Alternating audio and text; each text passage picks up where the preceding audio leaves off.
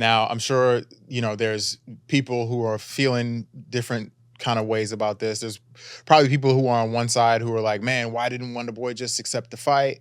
And there's people who are on the other side who are saying things like, yeah, we understand why he didn't accept the fight. But here's the thing. I agree with what Stephen Wonderboy Thompson did, and here's why. I think that there are not enough consequences for fighters when they miss weight. And I think it's very important that there are consequences for that because that's part of your job. And part of your job is to make weight. Part of your job is to show up to the fight, right? But the first job that you need to complete is making weight. Now, let's read what Stephen Wonderboy Thompson had to say about this. He wrote on Twitter, "Unfortunately, my fight with Michel Pereria will no longer be going forward.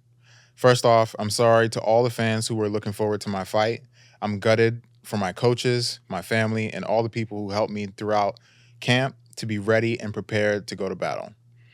I made weight this morning, as I have done every fight during my 11-plus year career. My opponent did not. This isn't the first time I've had an opponent miss weight, and given how that played out previously, myself and my team felt that it was ultimately not smart for us to move forward with this fight. At my age and given what I've accomplished in this sport, I'm not here to be a gatekeeper. I'm here to fight for and win a UFC title. When I step into the octagon, no one else is in there but me and my opponent. This isn't a video game, and both of us are putting our health and our careers on the line. If I don't finish my opponent, I risk losing a decision, even if it's a split decision, as what happened when I fought Darren Till, and almost the same exact scenario played out back then. Fighters who miss weight face far few consequences and are often allowed to fight with a significant competitive advantage. This appears to be happening more and more these days. Hopefully, the decision to not move forward with the fight will discourage other fighters from missing weight in the future, and also hope to encourage fighters that face this situation to follow suit and not allow this to happen to them. I'm healthy, and I will look to get back into the octagon as soon as possible, but on a level playing field as I continue to pursue my quest of winning the UFC welterweight title." Again, I agree with what Stephen Wonderboy Thompson did. At the highest level, personally, I think that missing weight is completely unacceptable. And we've seen time and time again that the UFC does not really reprimand fighters for missing weight. The most notable one that comes to mind is Khamzat Chimaev when he missed weight for fighting Nate Diaz by a crazy amount. I don't remember exactly the weight, but I think it was like something like 7 or 8 pounds or something. And they had to switch around the whole card just to make sure that everybody got to fight. He ended up fighting Kevin Holland, and we know how that went.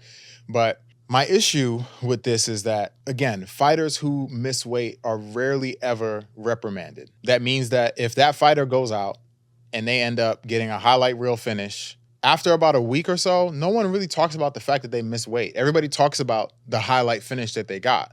Everybody talks about what's next for them, what the next step is going to be. So in reality, the only thing that they lose is 30% of their purse, which is a bigger purse because they won the fight.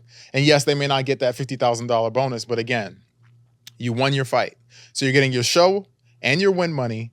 They take 30% of that, but it's better than you only getting half of your fight money because you only showed up and then you lost. So you're still coming out on the plus side on that. And then you get all the benefits of your next fight and getting another ranked opponent or whatever the case may be. There is no step back for you. We should not have to deal with fighters who do these kinds of things. I think that we should be more hard on the fighters that are missing weight because I don't know if you guys know this, but as a fighter myself, the last like 3 to 4 pounds are usually pretty difficult, especially those last two. It's super hard on your body. And especially when you've spent, a few hours in the sauna or in the hot tub or however it is that you're choosing to cut weight. And, you're just trying to get that last pound out, that last little bit of water. Sometimes you do it all, the night before. Sometimes you do it in the morning right before weigh-ins. But either way, those last few pounds are always the most difficult. And so when you skip that and you don't push your body to that level where, we've seen a lot of fighters when they cut a lot of weight, they end up in the fight, drained and looking tired after a few minutes. And if you don't cut that weight, you're kind of avoiding that part of the weight cutting process because maybe you're trying to be a weight bully or you didn't cut weight correctly. But the idea that you don't have to cut those few pounds, don't have to stress your body, and you get to show up basically 4 pounds overweight, deciding that, oh, I'm still going to fight. And my opponent is still, I know, because most fighters do, I know that my opponent is going to accept the fight. So I can slack off here and hope to win big in the fight. So that way all this can go away. And again, I do not think that that's fair. And I agree 100% with Wonderboy. But here's the problem. At 40 years old, the UFC is not going to be doing him any favors anymore, you know, because he declined this fight. And although I personally think that he did the right thing, we already know how the UFC is, and they're probably not going to let him live this one down. So we're probably going to end up seeing Wonderboy in a really tough fight soon, and they're going to make it really difficult for him to make his way to that title. Do I think that he would win a UFC title? Depends on who's champion. It's probably more likely that he can beat somebody like a Leon Edwards, even though I personally think that Leon would beat him.